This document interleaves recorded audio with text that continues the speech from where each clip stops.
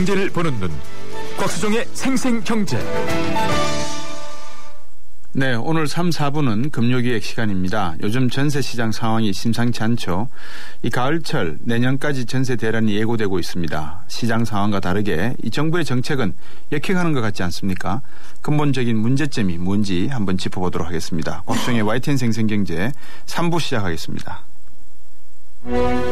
박근혜 정부가 금융과 세제를 아우르는 4.1 부동산 종합대책을 발표했습니다. 네, 이번 4.1 부동산 대책을 한마디로 요약하면 종합 선물 세트와도 같습니다. 미친 전셋값이란 말 들어보셨나요? 서울 강남구의 한 아파트, 최근 7개월 사이 전셋값이 1억 원이나 올랐습니다. 렌트푸어 가구의 어려움을 덜어드리기 위해 목돈 안 드는 전세 제도를 도입하겠습니다.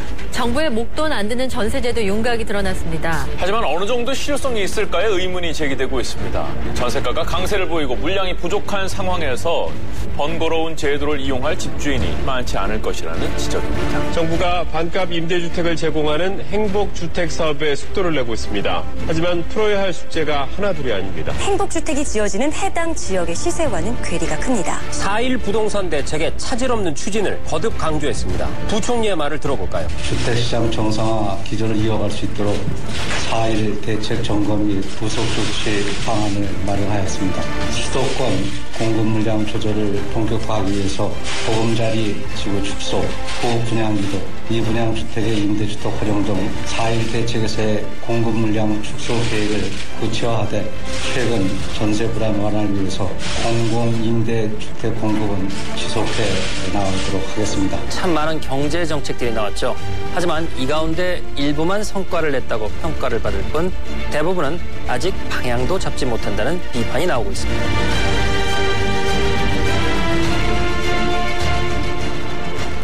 4.1 부동산 대책 종합 선물 세트인 줄 알고 뚜껑을 열었더니만 안에 있는 게 아무것도 없었다는 그런 이야기처럼 들립니다. 미친 전셋값이라는 이런 이야기까지 나오고 있고요. 정부에서는 목돈 안 되는 전세 제도를 만들겠다고 아주 굳은 약속을 해 주셨는데 지금 벌어지고 있는 상황은 글쎄요인 것 같습니다. 두 분 모셨습니다. 건국대 부동산학과의 심교훈 교수입니다. 안녕하십니까? 네, 안녕하십니까? 선대인 경제연구소의 선대인 소장입니다. 안녕하십니까? 네, 안녕하세요. 반갑습니다. 네, 반갑습니다. 자, 우리나라에서 내놓으라는 두 부동산 전문가를 모셨는데 이 전세시장 지금 뉴스컷을 들으셨는데 어떤 생각이신지 먼저 들어가시기 전에 한 말씀씩 한번 인트로를 한번 해 주시겠습니까? 어디 신 교수님 들으시죠? 예. 먼저 지금 뭐 전세시장이나 이런 것들 나온 대책 그 현상이 보면은 네. 그 부동산 시장이 이제 질적으로 변한 게 아니냐. 네. 그래서 뭐 과거에는 상승기만 유지되다가 네. 지금은 이제 상승기가 끝나고 어느 정도 사이클을 찾아가는 그런 시기가 아닌가. 네. 그런데 이제 지금까지 정책 방법이나 이런 것들은 60, 70년대에 만들어진 그 방법들로만 계속 유지하려고 하니까 네. 한계가 있는 게 아닌가 이렇게 여겨집니다. 예. 선대인 소장 어떻게 생각하셨습니까? 뉴스컷 들으시고. 뭐 답답하죠. 뭐 이게 집값이 올라서 서민들은 서러운데 이게 전세값까지 이렇게 미친 듯이 계속 오르니까 네. 얼마나 답답하시겠습니까? 예. 그래서 뭐 오늘 그 관련해서 예. 뭐 간단하게 해법을 한번 좀 말씀드리겠습니다. 예. 네. 자, 이제 본격적으로 한번 이야기를 해보시죠. 지난달 25일 후속 대책까지 나왔는데도 지금 전세 시장 이런 혼란과 불안이 가중되고 있는 이유가 어디에 있다고 먼저 보십니까, 신 교수님? 예, 가장 큰 거는 이제 전세 제도라는 게 우리나라에만 특이한 제도인데 네. 그 수익 구조가 두 가지입니다. 집값이 상승해야 이익을 보는 구조. 네. 또 하나는 이제 나머지 그 보증금에 대한 임대료 그 요율 규조, 그 이자율 같은 그런 두 가지로 구성되어 있는데 예. 첫 번째 말씀드린 그 수익이 없어진 상황입니다. 예. 그러니까 이제 정상 수익이 되지 않고 예. 그런 상황에서 지금 뭐 어떤 그 임대인 입장에서는 수익을 채워야 되는데 못 채우니까 자꾸 네. 월세로 바꾸고 아니면은 전세 보증금을 더 높여야 되고 그런 상황이죠. 네. 그러니까 만약 이제 집값 상승으로 인한 수익이 기대되지 않는다면은 예. 이론적으로는 전세값이 매매값보다 더 높은 게 정상이 아닌가 그렇게도 볼 수 있습니다. 예. 그래서 그 자리를 찾아가는 과정이 아닌가 싶습니다. 예. 선대인 소장님 보시기에 지금 우리 전세값 안정 이야기 뭐 하고 전세란 해소를 위한 여러 가지 대책 이야기를 하는데 신 교수 말씀하신 대로 매매값보다 전세값이 높은 게 해결 방법이 될까요? 그렇게 되면 힘들겠죠. 서민들 예. 입장에서. 예. 지금 뭐 전세가가 계속 고공행진을 하는 뭐 근본적인 이유는요. 예. 제가 보기에는 사실은 집값이 이게 시장의 가격 조절 메커니즘에 따라서 이렇게 정상적으로 떨어지면 되는데 예. 그래서 계속 이제 정부가 교란하고 있거든요. 예. 그러니까 이게 이제 사람들이 그 부동산의 불안이 이제 가시질 않으니까 예. 전세 시장으로 이제 계속 수요가 몰리고 있는 상황이고 예. 또 가계 부채가 이제 잔뜩 있는 상황에서 이렇게 뭐 전세 공급이라는 측면에서 보면 예. 집주인들이 다 빚을 잔뜩 지고 있는 거거든요. 예. 그러니까 지금 부족한 게 그냥 전세가 부족한 게 아니라 안전한 전세가 굉장히 부족합니다. 예, 보증금을 확보할 수 있는. 예. 그러다 보니까 이제 이 안전한 전세를 중심으로 해서 이제 전세값이 계속 오르고 있는 상황인데 예. 이게 사실은 이제 결국은 매매 가격이 일정하게 좀 그러니까 안정적으로 떨어지고 네. 그러면서 이제 이 시장 교란 현상이 없어지면 전세 시장의 그러니까 혼란 상황도 사실 많이 줄어들 수 있다고 저는 봅니다. 네. 근데 이제 그걸 계속 가로막고 있으니까 이제 전세 시장에 불똥이 튀어서 아까도 이제 말씀드렸지만 집값도 올라서 서러운데 이제 전세가까지 오르니까 네. 서민들만 진짜 죽을 고생을 하고 있는 상황이죠. 신 교수님. 예. 정부에서 이제 이 고민을 여러 가지 하고 있는 것은 제가 이해를 하겠습니다. 현우석 부총리 조금 전에 들으셨지만 전월세 상한제도 여기에다가 임차 기간을 2년에서 4년으로 늘리는 방안 여러 가지 카드를 지금 만들어내고 있지 않습니까? 예, 예. 어떻게 보십니까? 지금 뭐 단기적으로 보면 할 수 있는 수단이 별로 없습니다. 예. 지금 정부에서 하는 것들이 뭐 대부분의 그 수단이라고 볼 수 있고 네. 뭐 가장 전공적인 대부분 공급을 늘려야 되는데 예. 특히 전세 같은 경우에는 공급이 급격히 줄어들고 있습니다. 예. 그게 공급이 주는 이유는 아까도 말씀드렸지만은 그 전세로 인한 이익을 예. 보기 어렵다는 기대 때문에 그렇고요. 예. 그다음에 이제 우리나라 사람 전세라는 제도가 우리나라만 특유하면서도 우리나라 사람들이 전 세계적으로 봤을 때 네. 주거비 지출 비중이 좀 낮은 편입니다. 예. 전세라는 제도가 그걸 떠받쳐 줬습니다. 전세라는 제도를 떠받치면서도 그게 유지된 이유는 집값 상승 때문에 오로지 떠받쳐졌는데 예. 그래서 장기적으로 보면 그런 메커니즘이 깨졌기 때문에 전세라는 제도가 좀 사라지지 않겠는가. 그래서 이제 지금 뭐 나오는 제도들 가지고는 네. 단기적인 처방은 될 수 있겠으나 예. 뭐 장기적으로는 좀 혼란을 주는 게 아니냐. 그리고 전월세 상한제 같은 경우에는 우리가 이제 영세 상가 보호하기 위해서 예. 임차인 보호 규정을 한번 둔 적이 있습니다. 2000년대에. 예. 그때 2000년 총과 그런데 그때 한 두세 달 만에 50% 오른 적이 있습니다. 서울의 주요 상가들이. 예. 한 두세 달 만에 50% 올랐어요. 예. 그래서 이제 그 정책에서 좀 미스가 나지 않았나 이런 건데 예. 이게 뭐 단기적으로 뭐 한 번 정도의 효과는 볼 수 있을지 모르겠는데 장기적으로는 공급량도 줄이고 서민 경제는 더욱 안 좋은 결과를 보여준다는 게 지금까지 뭐 다양한 연구 결과 같습니다. 신 교수가 말씀하신 가운데 우리 전월세 상한제다 뭐 또 임차 기간을 늘린다 이게 다 단기적인 어떤 임기응변적인 정책이다라는 말씀인 것 같고 우리 선 소장 보시기에 전세자금 대출을 더 늘린다고 하는 이야기 그래서 목돈 안 되는 전세자금 대출을 하도록 하겠다 이런 이야기도 아주 강하게 이야기를 하신 것 같은데 정부 쪽에서는 지금 상황에서 이게 아까 시장 개입을 하면서 오히려 시장을 더 불안하게 만들어 놓고 역행하게 만들어 놨다는 말씀을 하셨는데 어떻게 보십니까 이 정책들을? 전세자금 대출은 뭐 단기적으로는 이렇게 그 무주택 서민들 입장에서 보면 네. 뭐 전세 자금이 모자라서 이렇게 융통할 수 있으니까 예. 좋은 정책 아니냐 이렇게 느껴질지 모르겠는데 예. 이게 사실은 뭐라 그럴까요? 길게 보면은 오히려 이 전세값을 올리는 역할을 하거든요. 왜냐하면 이게 이제 뭐 집주인들이 그 저금리 상황을 만회하기 위해서 이제 전세값을 올립니다. 네. 그리고 올린 언론들도 이제 일부의 사례들을 가지고 굉장히 이제 좀 가장해서 쓰죠. 그렇게 예. 되면 이게 이제 전반적인 상황처럼 인식이 되고 그걸 올려줘야 되는 뭐 이렇게 상황이 되버리는데 사실 그걸 줄 수 있는 뭐 전세값이 없으면 네. 그러니까 이제 서민들 입장에서는 전세금을 마련하지 못하면 예. 그게 조정이 되는데 예. 사실 이제 계속 자금 지원을 해주면 이게 이제 그 높아져 있는 전세값을 계속 합리화해줘 버리는 거거든요. 예. 그래서 이건 뭐 실험 경제학이나 이런 이제 실험을 통해서도 이미 이제 뭐 일정한 시장에 돈을 풀면 그 돈 풀리는 만큼 예. 가격이 올라가고 뭐 가격이 뛰는 현상들은 나타나는데 예. 지금 그러니까 전세 대책의 대응도 이런 식으로 계속 오고 있는데 예. 이게 결코 길게 보면은 이 전세가를 안정시키는 방향이 저는 아니라고 보는 거거든요. 예. 그러니까 지금 몇 년 동안에 사실 경험 자체가 이걸 보여주지 않았습니까? 예. 그렇죠. 지금 청취자 한 분 몇 분이 이제 글을 올려주시는데 6947번님도 그렇고 집값이 사실 아직도 비싸다. 그러니까 이 전셋값이 오르는 하나의 또 빌미가 되고 있다. 이렇게 보시는 것 같아요. 간단하게 한번 지금 집값이 어떻다. 우리 선대인 소장 같은 경우에는 뭐 소비자 물가 지수에 맞췄을 때 지금 우리가 한 30, 40 정도 더 높다. 지수로 놓고 보면 그런 이야기도 하고 하시는데 신 교수님하고 선대인 소장님 집값 사정에 대해서 한번 여쭤볼게요. 어떻습니까? 전셋값이 한 바로미터가 됩니까? 전셋값하고 집값이 어느 정도 상호 관계가 있다. 뭐 60% 70% 되면 매매가가 올라가고 이런 뭐 경험적인 게 우리나라에 있는데 네. 그런 기준이 다 깨지는 것 같습니다. 왜 그런가 하면 그 당시에 그 가장 큰 전제가 집값 오르는 거였어요. 예. 집값이 안 오르면 전세 제도는 유지되기 어려운 제도입니다. 예. 그 전세 보증금을 가지고 집주인이 집을 더 사고 그렇죠. 이렇게 하는 수단으로도 쓰였던 거기 때문에 예. 그 덕분에 이제 우리 서민들이 전세를 활용해서 좀 저렴하게 살았고요, 사실은. 네. 그래서 이제 이런 제도가 과연 유지될 거냐 이걸 봤을 때는 어렵고 그다음에 우리나라 집값이 높냐 낮으냐에 대해서는 예. 국토부에서 발표한 보고나 이런 거 보면 PIR이라고 있습니다. 예. 그 자기 소득 대비 예. 집값 비율 이런 걸 따져보면 높게 나오는데 예. 그 비교 자체가 상당히 무리가 많습니다. 예. 우리는 서울을 쓰고 뉴욕 권역을 쓰고 예. 그래서 그걸 조정해서 한번 살펴보면 우리나라 집값은 한 중간 정도 수준입니다.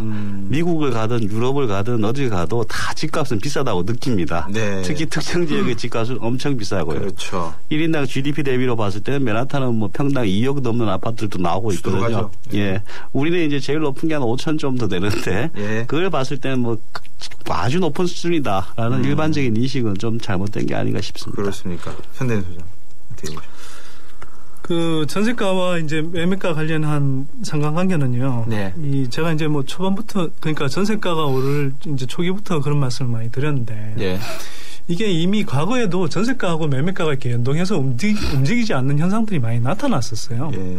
예를 들면 이제 뭐 80년대 후반, 90년대 초 이럴 때는 전세가와 매매가 같이 연동해서 움직였는데 반면에 그 90년대 초중반 이렇게 매매가가 떨어질 때 오히려 전세가는 계속 좀 높아진 또는 뭐 이렇게 꽤 높은 수준에서 계속 유지된 그런 현상이 있었거든요. 예.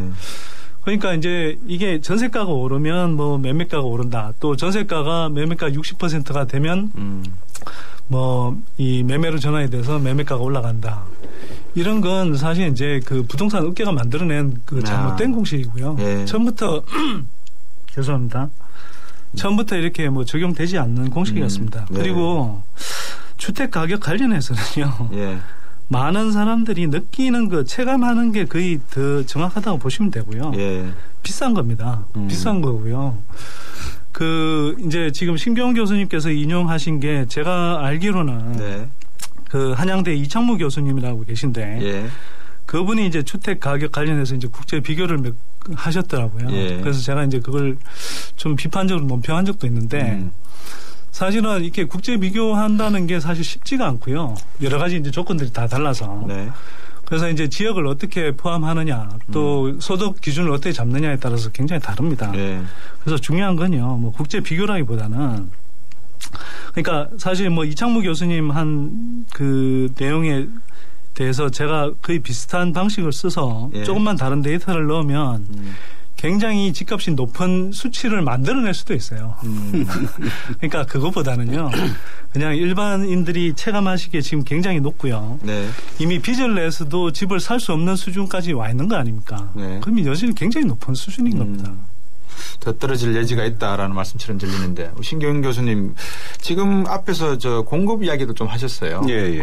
정부가 이제 전세 대란 해결책으로 금융지원 착수하는 게 하나가 있고 공급 문제도 줄이겠다 그랬습니다. 예, 예. 그렇죠. 예, 예. 늘리는 게 아니라 이게 이제 나중에 후폭풍으로 튀어올지는 모르겠는데 근본 해결책으로 우리가 생각해 볼 때 물량 측면 하나 예, 예. 또 이 금융 지원 하나 그 외에는 다른 게 없을까요? 이 두 가지가 다를까요? 그게 그 외에도 여러 가지 방법을 생각해 볼 수 있습니다. 가장 큰 게 이제 수요와 공급 정책인데 공급 정책에서 공급량을 줄이겠다는 거는 매매가 하락을 좀 막아보겠다 그런 거죠.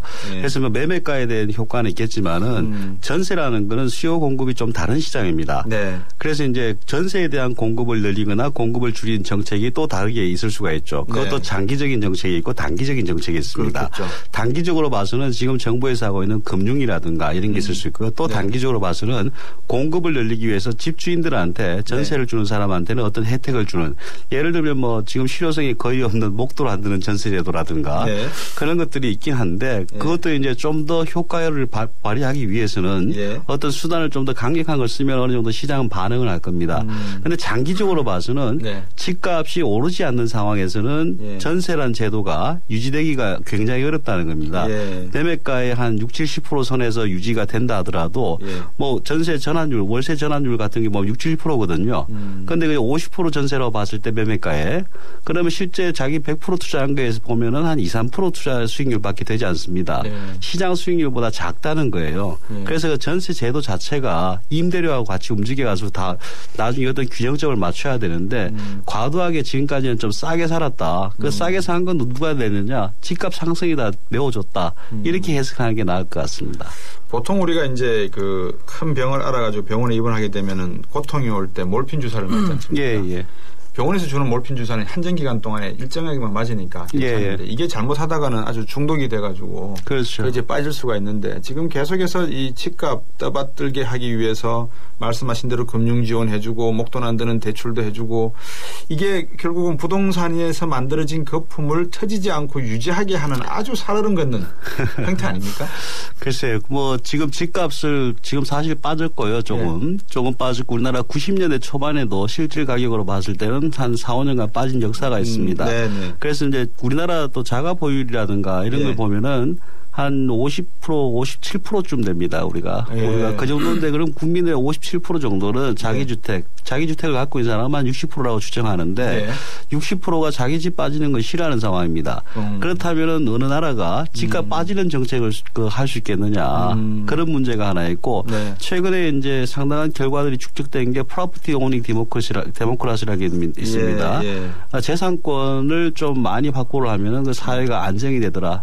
집주인이 많아지면 사회가 안정되는 효과가 있더라. 이런 연구 결과들이 좀 나왔는데 그런 쪽으로 정책을 계속 만들어가는 과정이 아닌가 싶습니다.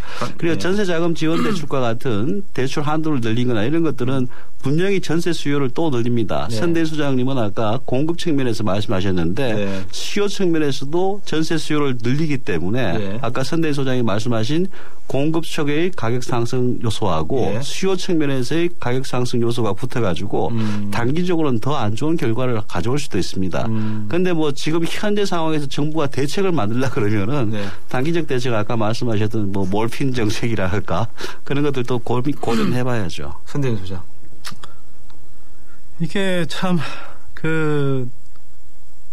뭐 토론 나올 때도 그렇고요. 제가 뭐 정부 대책이나 이런 거 발표를 볼 때마다 많이 느끼는데 사실은 그 시장의 큰 흐름을 이렇게 잘 순응해서 정책을 펴면 사실 큰 무리 없이 여러 가지 이제 그러니까 아주 복잡 다단한 그리고 임시 미봉책, 땜질 정책 이렇게 복잡하게 내지 않아도 사실은 이렇게 이 여러 가지 편안하게 갈 수 있는데 그렇게 안 하고 계속 이제 아까 말씀하셨듯이 이제 집값을 억지로 떠받치려고 하다 보니까 여러 가지 이제 무리가 나오는 거거든요. 그러니까 정부 입장에서는 사실 주택 공급하는 게 원래는 기본적인 방향인데 물론 이제 그걸 민간 주택 공급 과잉인 상태에서 민간이 하는 뭐 분양 주택을 할 필요는 없지만 예를 들어서 우리는 공공 임대라든지 또 뭐 한국식으로 따지면 공공 전세라든지 이런 것들은 사실 많이 부족하거든요. 여기서 그런 것들은 말씀 중에 죄송한데 3부를 여기서 마치고요. 4부 시작할 때 우리 선대인 소장 말씀을 시작으로 해서 하시도록 하죠. 어떻습니까? 자, 여러분들 의견 있으시면 문자 주십시오. 서울 02-771-0945 휴대전화 우물정 0945번입니다. 4부에서 뵙겠습니다. 지금 PYA를 리스 렌트하시면 1년 뒤 새로운 모델로 바꿔드립니다. 아이서티는 벨로스터로, 벨로스터는 아이서티로, 아이포티는 아이포티 스타일은 그랜저 산타페로. 이게 가능해? 그럼 PYL이니까 갖는 법조차 유니크한 PYL. 최소 3년 이상 계약, 차종 변경 시 88만 원 부담. 자세한 사항은 홈페이지 참조. 세상의 베이스가 되다 포스코 협찬으로 곽수정의 YTN 생생경제 4부 시작하겠습니다. 광고 듣고 오겠습니다. 초등학교 선생님이 학생들에게 물었습니다. 얼음이 녹으면 뭐가 될까요? 모두들 하나같이 물이 됩니다 라고 대답했습니다. 당연한 정답이죠. 하지만 유독 한 어린이만이 얼음이 녹으면 봄이 됩니다 라고 다른 대답을 했습니다. 창의적인 교육이란 이런 것이 아닐까요? 정답 찾기 교육에 길들여진 우리 교육의 자화상. 더 늦기 전에 자유로운 사고를 통해 스스로 생각의 힘을 키우는 창의지성 교육이 필요합니다. 이 캠페인은 경기도 교육청이 함께합니다. 행복한 경기 교육. 살아있는 뉴스 깨어있는 방송 한국의 뉴스 채널 YTN 뉴스 FM.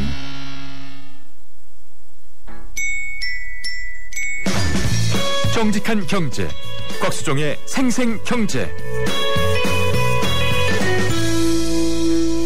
네, 금요기획 시간 3부에 이어서 4부 계속 이어지고 있습니다. 의견 있으신 분 짧은 문자 50원, 긴 문자 100원이 부과되고요. 휴대전화 우물정 0945번으로 보내주시면 됩니다.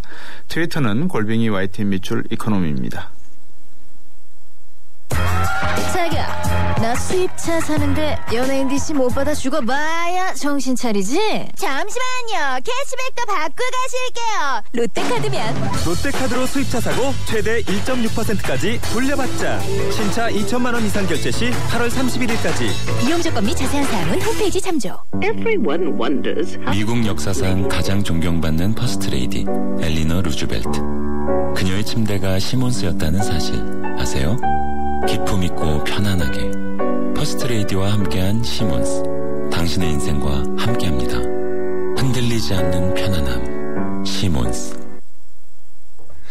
네, 금요기획 오늘 부동산 시장 상황 살펴보고 있죠. 건국대학교 부동산학과의 심교원 교수 그리고 선대인 경제연구소의 선대인 소장 두 분 함께하고 계십니다. 조금 전 3부에서 제가 말씀하실 때 선대인 소장 제가 말씀을 중단을 시켰는데 계속 한번 말씀 듣도록 하겠습니다. 예, 이어서 말씀드리면 그러니까 정부가 얼마 전까지는 계속 공급이 부족해서 집값이 오른다고 그래서 계속 네. 공급을 해야 된다고 그랬거든요. 그랬죠. 그래서 이제는 집값 침체가 심해지니까 이제 공급을 축소해야 된다라고 이야기하는데 네. 좋습니다. 뭐 민간 분양 주택은 지금 뭐 넘쳐나니까 뭐 축소한다고 치더라도 정부 차원에서 공공임대주택, 공공전세주택은 턱없이 부족하거든요. 네. 그러면 이런 것들은 늘려야 마땅할 텐데 보금자리 주택의 사업을 굉장히 좋은 땅 아닙니까? 예. 그걸 중지하면은 그 자리에다가 뭐 장기 전세를 짓겠다. 예. 또 공공임대주택을 짓겠다 그러면 지금 서민들 주거난이 굉장히 이렇게 완화될 수 있거든요. 네. 근데 그런 것도 지금 전혀 이야기를 내놓지 않거든요. 예. 결국은 어떻게 하면 집값을 떠받치느냐에 이렇게 초점이 맞춰져 있지. 예. 서민 주거난을 해소하는데 이렇게 초점이 맞춰져 있지 않다라는 겁니다. 네. 그리고 하나만 아까 이제 심경 교수님이 이제 오너십 소사이어티 이렇게 말씀하셨는데요. 그렇죠. 이게 클린턴 대통령 때. 그러니까 집값이 오를 때 사실 이제 집값이 오를 때는 이렇게 주택 소유율이 올라가고 또 그러면서 경기 하락도 일어나고 그러니까 전반적으로 이제 경제 상황이 좋아져서 사회가 안정된 것처럼 보일지 모르나 우리가 이미 이제 그 결과를 보고 있습니다. 이 미국이 억지로 이제 소수계 인종들까지 무리하게 이제 이 주택 대출을 해줘서 주택 소유율을 올린 결과 부동산 거품이 심해졌고 결국 그게 이제 서브프라임론 사태로 이제 이어지면서 엄청난 대붕괴를 경험하지 않았습니까? 네. 사실은 무조건 억지로 이렇게 주택 소유율을 올려주는 것보다는 오히려 사람들이 좀 더 쾌적하고 질 높은 그런 주거 생활을 누릴 수 있도록 저렴하면서도 그런 것들을 해주는 게 이제 정부의 정책이어야 되거든요. 그래서 지금 그런 측면에서 볼 때 지금 정부가 그런 중장기적인 그런 이 구상들을 가지고 접근하고 있느냐. 네. 그게 아니라 이렇게 단기적으로 집값 떠받치기에 너무 이렇게 올인하고 있는 것 아니냐. 저는 그렇게 보고 있습니다. 두 가지 아주 확연히 차이가 나는 지금 내용을 말씀하셨어요. 하나가 이 부동산 정책을 가격에 맞춰야 되느냐. 네. 아니면 이 주거라고 하는 개념. 여기에다가 새로 맞춰서 주거 안정에다가 목표를 둬야 되느냐. 이 목표침이 만약에 가격이라 그러면 정말 뭐 금융 지원도 해야 되고 대출 자금 마련도 해줘야 되고 저금리 정책 써줘야 되고 해야 되죠. 그렇게 되면 오너십 소사이어티 같은 이런 부작용을 우리가 지금 보는 것처럼 언젠가 그런 버블이 터질 수 있다 이런 이야기이신 것 같은데 어떻습니까? 신 교수님. 지금 전세가율이 80%에 육박하지 않습니까? 주택가에. 네. 집 살까요? 아니면 전세를 들까요? 어떻게 할까요? 그 먼저 아까 오너십 소사이어티가 네. 그 법원을 불러왔다는 것들은 뭐 그런 결과를 바로 연결시키는 연구 결과들은 없습니다. 예. 그 사실 80년대 영국이 그렇게 어렸을 때부터 그 정책을 해가지고 나중에 클린턴으로 넘어가고 해서 네. 최근에 이제 금융 문제라든가 예. 프라임 사드, 서프라임 사드라든가 때문에 그렇죠. 마치 그게 그 원인 같은데 그 사실 그 전까지라든가 그 이후에도 네. 그 두 개가 직접적 연관이 있다는 결과들은 거의 없고요. 네네. 지금 말씀하신 이제 주거와 뭐 저 가격이냐 이렇게 네. 봤을 때 네. 아마 정부는 전부 다 주거의 비중을 맞추는 것 같습니다. 예. 적어도 명목적으로라도. 예, 그런데 예. 시장 참여자들은 전부 다 가격에 맞추는 게 아니냐. 그렇게 봐야 될 것 같고 지금 현재는 이제 집값이 이제 오를 거냐 내릴 거냐 사야 되느냐 말아야 되느냐 이 문제는 네. 수요와 공급을 지역마다 잘 봐야 될 것 같아요. 예. 지금 현재 그 공급이 줄이겠다고 하는 건 정부에서 줄이겠다고 하는 거는 올해 물량 내년 물량이 아닙니다. 네. 택지 공급량을 줄이면 한 5년 뒤에 물량이 줄어드는 효과가 나옵니다. 그런데 우리가 이제 2006년, 7년 경기 호황기 때 지정해 놓은 물량들이 13년, 14년, 15년, 17년까지 계속 입주가 됩니다. 예. 그 상황이니까 시장에 그런 시그널이라도 보여야지 과잉 공급에 대한 우려도 잠재울 수 있는 게 아닌가. 네. 그리고 앞으로 공급이 좀 몰리는 지역들이 상당히 많습니다. 신도시라든가 보금자리. 그래 그런 주변 지역 같은 걸 좀 피해야 되는 게 아니냐. 그리고 가격은 좀 아직도 저점을 향해서 가고 있다. 이렇게 보는 시각이 많은 것 같습니다. 예. 이거는 우리 손대인 소장한테도 같이 여쭤봐야 될 것 같아요. 이 질문은. 사야 돼요? 말아야 돼요? 사면 위험하죠. 그냥 사면 안 된다가 아니라 예.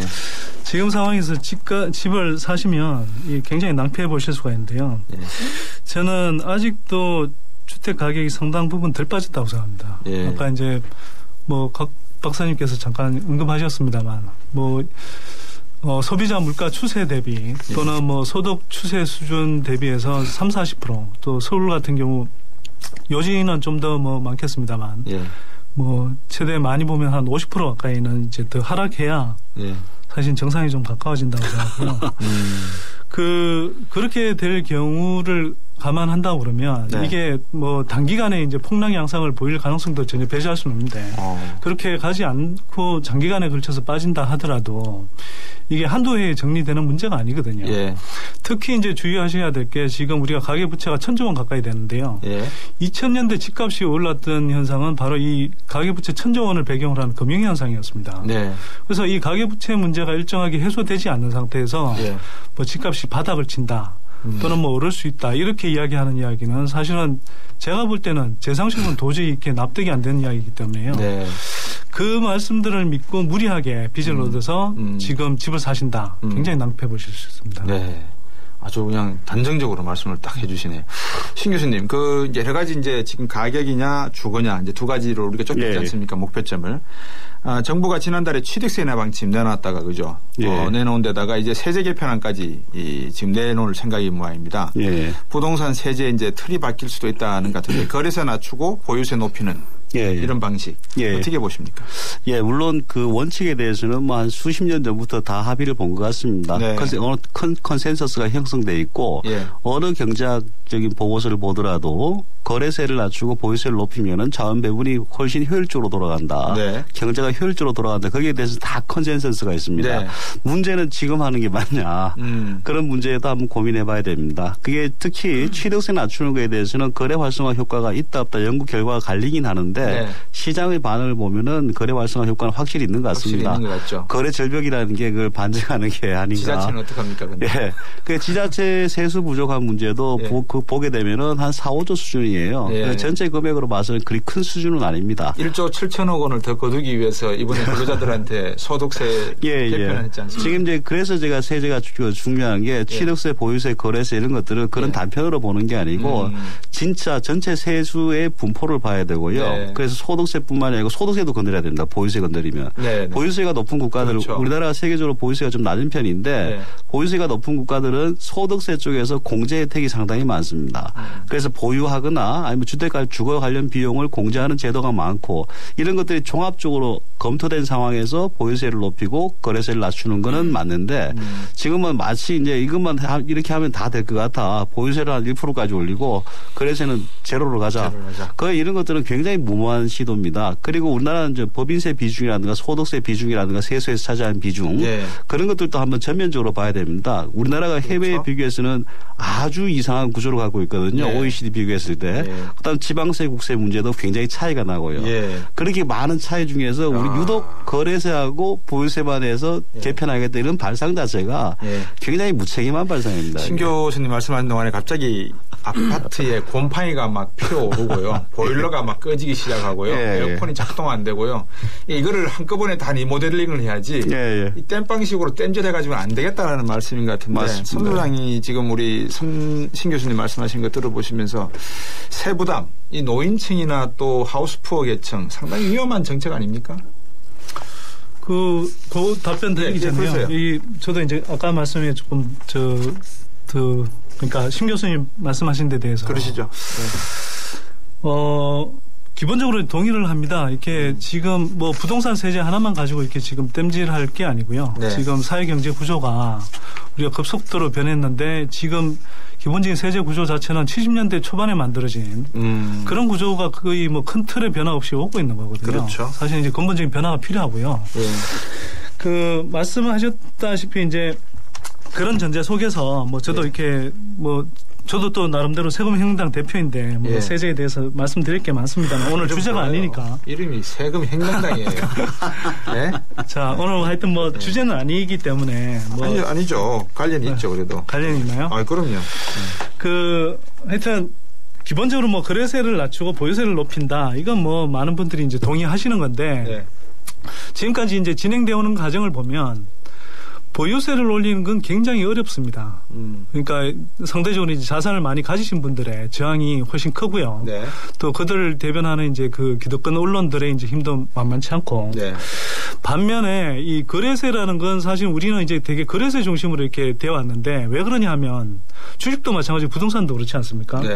뭐 양도 차익이 발생해도 거기에 대해서 제대로 과세는 안 하면서 거래세는 이제 다 무겁게 매이거든요. 그건 왜냐하면 이제 뭐 사실은 이 부자들과 상관없이 그냥 거래하는 데 대해서 세금을 매기기 때문에 세금 매기기도 편하고 저항도 상대적으로 약한 거거든요. 그러니까 이 구조는 근본적으로 바꿔줘야 되는데 다만 이제 지금 취득세 논의가 나오는 건 이게 이제 집값을 떠받치는 의도에서 이제 이야기가 되니까 제가 보기에는 섣불리 이제 뭐 이 동의를 할 수가 없는 거고요. 그 다음에 이제 취득세의 효과에 관련해서는 제가 조금 달리 생각하는데요. 효과는 있습니다. 효과는 있는데 어떤 효과냐? 제가 분석을 해보니까 이렇더라고요. 그러니까 박연세일 효과가 납니다. 근데 박연세일 효과인데 박연세일 효과는 두 가지 효과가 있는데요. 그러니까 구매를 안 하려고 했던 사람들이 하게 하는 효과가 있고요. 또 하나는 어차피 물건을 사려고 했던 사람들이 그 박연세일 기간이 집중되도록 하는 효과가 있습니다. 근데 취득세 깎아주면요. 어떤 효과가 있냐? 박연세일 효과 중에 안 살려고 하던 사람이 사게 하는 효과는 거의 없습니다. 반면에 어차피 살 사람들인데 취득세 깎아주는 기간에 몰려서 사는 효과는 있거든요. 그런데 그건 거꾸로 이야기하면 사실은 정부가 이야기하는 엄밀한 의미의 부동산 거래 활성화 효과는 거의 나타나지 않습니다. 그러니까 취득세가 깎아줄 때 몰리는 효과, 그 다음에 그 이후에 절벽 효과를 이렇게 합산해서 이렇게 평균 내보면요. 그냥 평소에 그냥 거래량 일어나는 그 평균하고 거의 비슷합니다. 그러니까 취득세에 따른 부동산 거래 활성화 효과는 거의 없다. 이렇게 말씀드리고요. 이야기가 좀 길어졌는데 이제 원래 질문에 대한 답변을 좀 가면 아까 이제 뭐 하우스푸어라든지 이제 뭐 일가구 1주택자에 대한 뭐 또 이런 부담이 늘어나는 것 아니냐 이렇게 이제 말씀하셨는데 그런 부분들은 일정하게 해소하는 방법이 있습니다. 예를 들어서 이제 장기 보유 그러니까 이 특별공제 같은 그런 조치들을 취할 수 있거든요. 예를 들어서 이제 종부세 같은 경우에도 뭐 처음 도입할 때 이렇게 뭐 노인이 소득도 없는데 집 한 채 이렇게 갖고 있는 데에 대해서 과세를 이렇게 심하게 하면 어떻게 되느냐. 이런 반발이 있었지 않습니까? 그런 경우에도 사실은 이제 장기 보유 특별 공제를 많이 해주면 사실 그런 부담들을 굉장히 완화하면서도 원래 이제 달성하고자 했던 이 세금 그 조세 제도의 취지를 살릴 수 있거든요. 그러니까 그런 이 기술적인 장치들은 사실 얼마든지 개발되어 있습니다. 예, 신 교수님. 네. 이게 이제 해법이 없는 사실은 우리가 이제 뭐 이야기 나눠야 될 그런 부분이긴 합니다만 어떻습니까? 앞에서도 이제 주거에 대한 개념도 바꿔야 된다, 인식도 바꿔야 된다 했는데 이제 해법을 한번 슬슬 찾아보고 싶은데 월세는 이야기가 안 나오거든요. 예, 예. 전세 이야기는 나오는데. 월세는 공실이 많이 발생하고 있습니다. 그러니까요. 그러면 우리 앞으로 월세로 그냥 임대 제도를 바꿔버리는 게 어떻겠습니까? 그건 뭐 우리가 월세 제도, 전세 제도를 정부에서 만든 게 아니고 예. 사회에서 만들어지니까 시장에서 만들어지니까 그걸 이제 보장하기 위해서 아니면 예. 위험을 회피하기 위해서 여러 가지 제도를 만들었습니다. 그리고 지금 전세에서 월세로 간다는 것에 대해서는 전반적인 추세 같습니다. 네. 아까 말씀드렸던 집값 상승에 대한 기대가 없이는 전세 제도가 유지하기 어려운 제도고 예. 시장 이자율이 낮은 상황에서는 월세로 전환될 수밖에 없습니다. 예. 그 말은 뭔가 하면 우리가 지금 현재 우리 주거비 지출 비중이 한 19% 20% 정도 수준입니다. 예. 선진국은 한 25에서 30% 정도의 주거비 지출을 하고 있어요. 예. 이제 월세 때문에 그렇다는 거죠.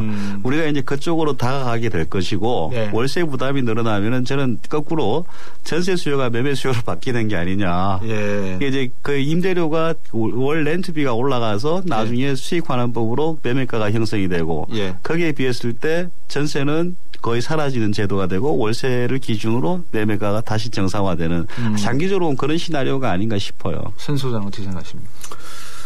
뭐 기본적으로 저도 이제 이 전세가 점진적으로는 줄어들 거라고 생각하는데요. 예. 이게 이제 어쨌거나 사회적인 배경이 있습니다. 이게 수십 년 동안 지속이 되어 왔고요. 네. 또 아직도 많은 세입자들이 이제 전세를 선호하고 있기 때문에 네.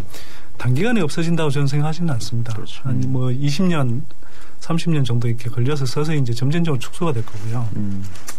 그러면서 이제 좀 더 아까 이제 뭐 심 교수님도 말씀하셨지만 저렴한 집값 또 상대적으로 지금보다는 더 저렴한 이제 월세 시장으로 이분화되지 않을까 네. 이렇게 이제 보고 있고요. 그게 뭐 구체적인 양상은 좀 다를 수 있습니다만 일본에서도 이제 나타났던 현상이고. 예. 그래서 그러면 뭐 추세는 이렇게 변해간다고 할 때 그럼 공공에서는 어떤 역할을 해야 되나? 예. 그러니까 지금도 예를 들어서 뭐 분양형, 매매형, 뭐 투자용 주택들은 이렇게 미분양 물량까지 넘쳐나고 그러지만 네. 또 공공임대, 전세 이런 것들은 부족해서 서민들이 얼마나 고통을 겪습니까? 결국 이제 이런 측면에서 보면 예를 들어서 뭐 지금 오세훈 시장이 뭐 다른 측면에서는 욕을 많이 먹지만 사실 장기 전세 같은 대책들은 사실 지금 같은 전세 난을 겪을 때 네. 정부가 이렇게 그 대량 공급을 할 수 있다고 그러면 예. 상당히 각광받을 수 있는 좋은 정책이었거든요. 야. 또 그다음에 이제 공공임대 같은 경우도 일본의 부동산 거품이 꺼지고 난 다음에 예. 전에는 뭐 넘쳐나는 것 같았던 이렇게 매매 수요가 사실은 이렇게 신기루처럼 사라지고 본이 이제 뭐 1인 가구 이런 세대들이 잔뜩 있는 거거든요. 예. 우리도 지금 1인 가구가 늘어나고 있는데 이들을 위한 어떤 뭐 이렇게 이 소형 공공임대주택 예. 이런 것들은 여전히 턱없이 부족하고 민간에서도 공급이 굉장히 부족한 상태입니다. 예. 이런 것들이 이제 이런 수요에 대응하는 공급들이 좀 세분화돼서 나올 필요가 있고요. 네. 정부가 자꾸 그런 방향으로 좀 유도를 해야 되는데 아까 말씀드렸듯이 자꾸 이제 집값 떠받치는 데에 너무 올인을 하고 있는 거예요. 그래서 이제 필요한 이제 그런 어떤 조정도 안 일어나는 상황이 되고 있어서 예. 좀 안타깝고요. 뭐 말이 길어지는 것 같아서 조금 다시 예, 그러시죠. 그 신 교수님, 네. 우리가 이제 가격을 한번 딱 정리를 하죠. 예. 자꾸 우리가 이제 저렴한 가격 이런 표현도 쓰고 또 뭐 예. 적당한 가격 이런 표현을 쓰는데 무엇이 부동산에 있어서 적절한 가격이라고 할 수 있는 지표를 삼을 만한 것이 있겠습니까? 예를 들면 소비자 물가 상승률만큼 집값이 올랐으면 좋겠다. 예. 왜냐하면 아직도 우리나라가 그런 게 좀 적절하지 않아서요. 않은 것 같아서요. 지금 보면은 보통 물가 상승률 정도로 올라가면은 네. 뭐 적정하다는 건 합의를 구할 수는 없고요. 학술적으로 적정이라는 말이 나오면 우리는 다 거짓말이라고 그럽니다. 아, 그렇습니까?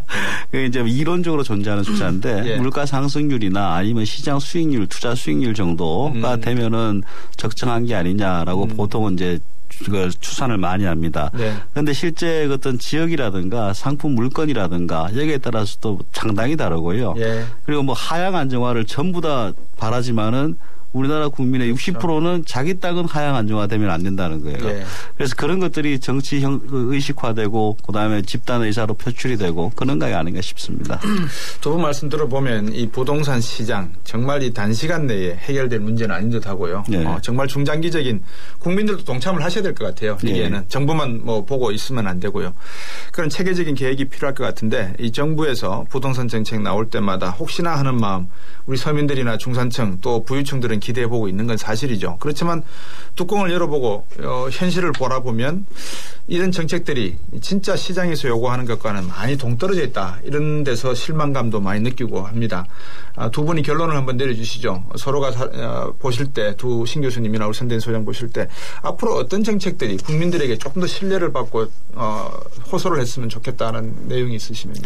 그 신뢰적인 측면에서는 절차 과정과 관련해서 네. 우리가 최근에 더 혼란이 오는 게 뭐 정부는 발표를 하고 민주당은 반대를 하고 새누리당은 밀어붙이고 뭐 대타협을 하겠다 그러고 이런 것들이 좀 그렇죠. 사라져야 되는 게 아니라 프로세스가 예. 가장 중요한 것 같고요. 예. 그다음으로 중요한 거는 정부에서는 계속 숫자 하나 바꾸고 뭘 제도 하나 바꾸고 이렇게 하지 말고 예. 이제는 패러다임 차원에서 전환 차원에서 장기적으로 봤을 때 우리가 지금부터 뭘 해나가야 되는가. 예. 지금 우리가 소득 한 22,000불 정도 되는데 예. 여기서부터 진행될 상황은 지금까지의 정책하고는 전혀 다른 게 될 겁니다. 네. 지금 집 안 짓는다 그러지만은 앞으로 5년 지나면 집이 모자랄 가능성이 높아요. 소득만 상승한다면은. 네. 그래서 그런 것들 장기적 관점에서 펀더멘탈을 측정해야 되지 계속 여기서 뭐 몇 프로 바꾸고 뭐 저 DTI 것들이 이런 것들은 좀 탈피해야 되는 게 아닌가 싶습니다. 예, 손 소장님. 그 패러다임 바꿔야 된다는 말씀에는 동의를 하고요. 예. 이게 이제 이미 많이 바뀌었습니다. 그 과거에 인구가 성장하고 그래서 거기에 따라서 이제 경제 활동 인구가 늘고 경제가 성장하고 그래서 집이나 땅을 사두면 오르고 이런 패러다임은 완전히 이제 물 건너간 상황이 됐거든요. 네. 이제는 인구가 갈수록 이제 줄어들 가능성이 높고 예. 또 고령화가 이제 급속히 진행되면서 이분들이 이 주택의 수요자가 되기보다는 오히려 기존 주택을 매물로 내놓으면서 공급자가 될 가능성이 굉장히 높아졌습니다. 이런 상황에서 여전히 이제 과거의 패러다임에 사로잡혀 있으면 잠재적인 주택 소비자든 정부든 또는 건설업체든 다 낭패를 볼 가능성이 저는 굉장히 높다고 생각합니다. 예. 그래서 이제라도 좀 패러다임 전환을 이렇게 읽었으면 시대의 패러다임 전환을 좀 읽었으면 좋겠고요. 예.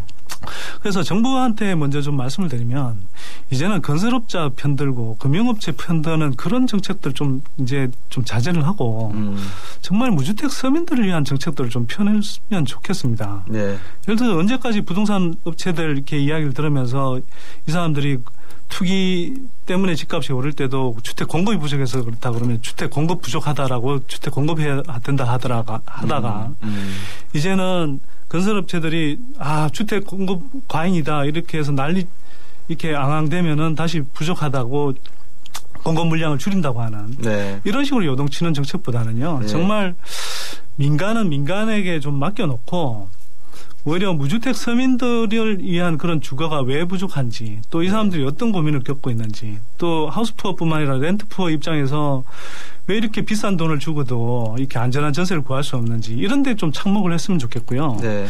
건설업체들도 예전처럼 그냥 이미 한국의 건설업 비중은 세계에서 가장 높은 수준 아닙니까? 네. 더 이상 국민들이 이렇게 그 넘쳐나는 건설업체들을 다 먹여 살릴 수가 없지 않습니까? 앞에서 이제 앞에 분이 이제 뭐 그 좀비 기업 뭐 네. 이런 이야기도 하셨는데요. 네. 지금 좀비 건설업체들이 굉장히 많습니다. 이런 건설업체들이 실질적인 시장 퇴출이 좀 일어나도록 해야 되고요. 네. 또 건설업체들도 살아남기 위해서는 단순히 과거처럼 뭐 이 섣불리 그냥 탐욕을 불러일으킨다기보다는 네. 서민들 주거에 진짜 필요한 그 주택 또 민간 임대주택 이런 것들을 저렴하게 공급하면서 네. 시장에서 선택받는 길 이런 걸 좀 가야 되지 않느냐 그렇게 봅니다. 두 분 말씀 듣고 보니까 부동산이라고 하는 것은 정치 권력과 경제 권력의 무차별적인 수단이 아니다. 이거는 어디까지나 국민의 주거에 대한 복지에 대한 내용이기 때문에 지금 위기라고 하지만 이 위기를 잘 이용해서 창조적 파괴를 거쳐서 좋은 기회로 삼았으면 한다는 내용인 것 같습니다. 건국대학교 부동산학과의 심교훈 교수님, 선대인 경제연구소의 선대인 소장님 두 분 오늘 말씀 잘 들었습니다. 고맙습니다. 네, 고맙습니다. 감사합니다. 이 청취자분들께서 문자를 보내주셨는데요. 제가 한번 소개를 해드릴까 합니다. 9233번님. 소수의 재산권보다 중요한 건 다수의 주거권입니다. 주요 주택 수요층의 평균 연봉 대비 집값을 보십시오.